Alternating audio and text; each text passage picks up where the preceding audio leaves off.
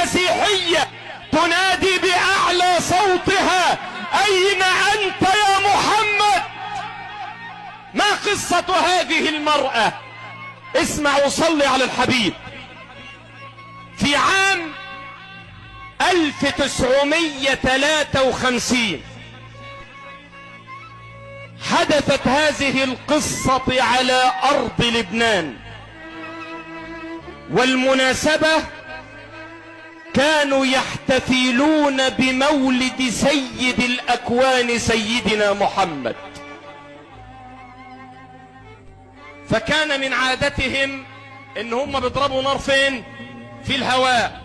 فجت طلقة طائشة في رأس فتاة أدت إلى النزيف في نص الراس. الفتاة دي منين؟ من عائلة مسيحية على أرض لبنان. جرت الأم وجرت العائلة على أكبر مستشفى في لبنان، واجتمع الأطباء، وكان هناك طبيبان أمريكان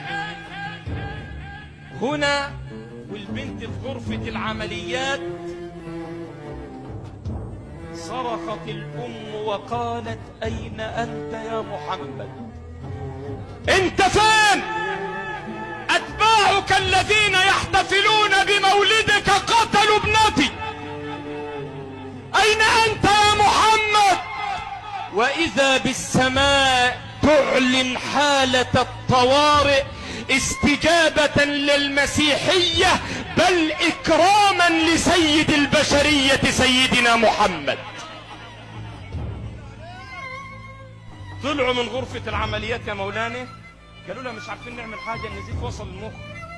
طب والحل؟ قالوا لها تعالي ودعيه، الحقيقة دخلت وكانت المفاجأة. قلت لك ما عندكش ثقة في الله، خلي عندك ثقة في الله رب العالمين. ساعة ما امها دخلت بتقدم رجل وترجع رجل، إذا بابنتها تصرخ وتقول لها بأعلى صوتها: يا أمي يا أمي امسكيه، لا تدعيه يخرج، اوعي تسيبيه يطلع، اقفلي الباب، امسكيه لا تدعيه يخرج. فاقتربت من ابنتها وقالت: ماذا تقصدين يا ابنتي؟ مين اللي بتقول امسكيه؟ مين اللي مش عايزه يخرج؟ قالت: محمد. محمد؟ من محمد؟ إنه محمد رسول الله، قد أتى الآن. ووقف ووضع يده على رأسي، فتوقف النزيف وامتلأ الجرح.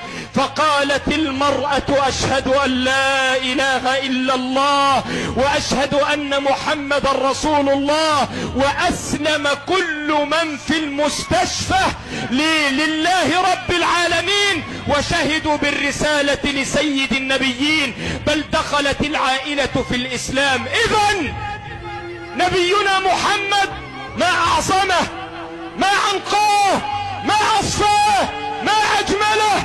لابد لنا أن نعلم شبابنا سيرته العطرة،